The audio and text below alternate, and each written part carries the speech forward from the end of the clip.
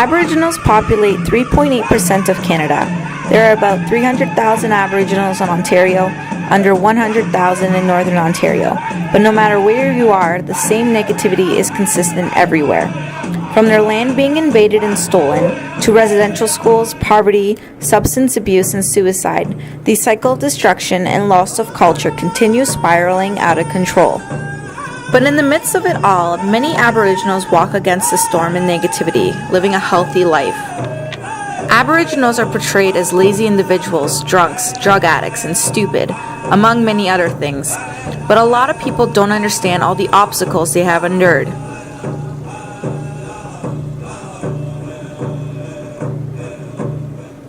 Members of Nipissing First Nations shed light on the positive aspects of Aboriginals, proving there is more than what meets the eye. Photography, video, film, meet Lindsay. We've always been involved with the arts, so ever since I was young, I could remember drawing or sketching and always working with my hands. So a very strong upbringing in the arts.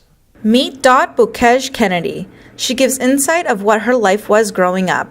I noticed that more and more as people came to town and resided in urban environments, that there would be more and more of the drinking, the alcoholism, and that's when I saw the people being taken away from like a healthy lifestyle, and it was very terrible and traumatic to see, the people on the streets in Sturgeon Falls, the Aboriginal people passed out on the street.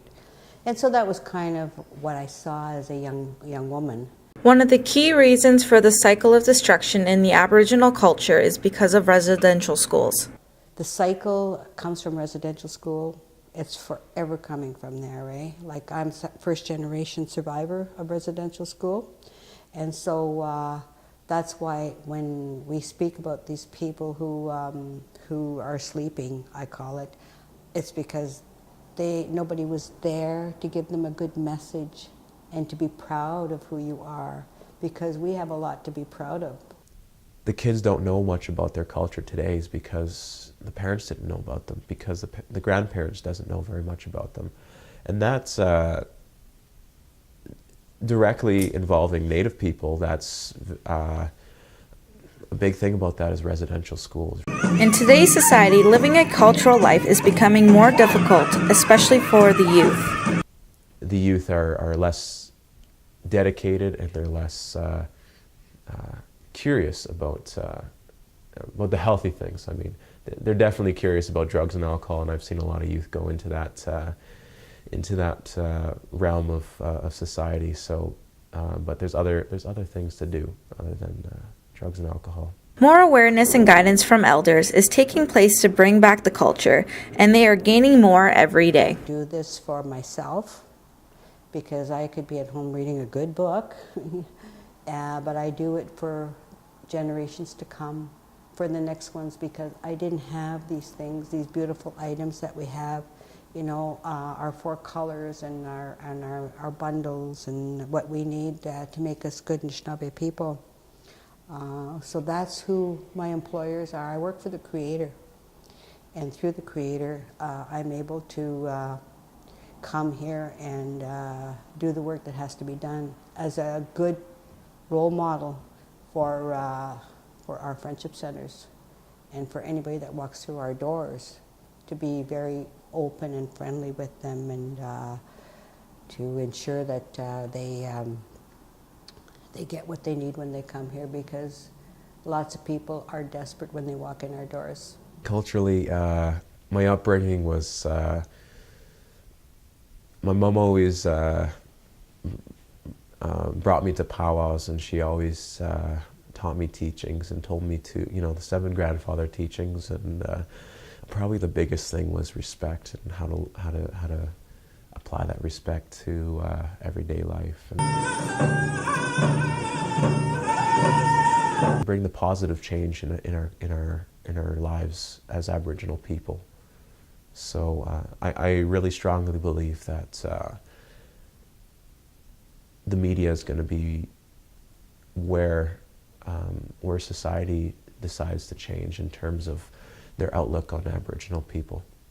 The thing I'd like to see is more people picking up their culture, more people coming to learn, and more people being proud of who you are, and to walk in a good way and be, be that role model and be that friend. So, get out and try things, get out and try something new. Because of, just because North Bay is a small city doesn't make it intriguing by any means. It just makes you get more creative, that's all. Well, I think we're on a roll right now, and I think we're doing just that, because from where I came from 60-some years ago, I'll say, 60 anyway, to now, it's phenomenal. Like, I'm really proud that my son is a lawyer on Nipissing First Nation, and he went out and got that education. Education and your health and being in balance is the key for you to be, doesn't matter if you're German, Polish, or Aboriginal, if you're a healthy person and you improve your life, then you're going to be a good role model out there. Like today, we don't see as much alcoholism on the street, but mind you, today, our youth, and it's very sad because they're involved with these prescription drugs, and it's really sad to see that, but it's not just the Aboriginal people. We stand out more, and I know once upon a time we were referred to as the drunken Indians, but today they're seeing us, and we had to fight so hard and swim upstream to get that respect. After many decades of hardship and traumatic experiences, life for Aboriginals is becoming better and more healthy, culturally, spiritually, mentally, and physically. It has been an uphill battle, but they have almost won. Their voice will not be lost.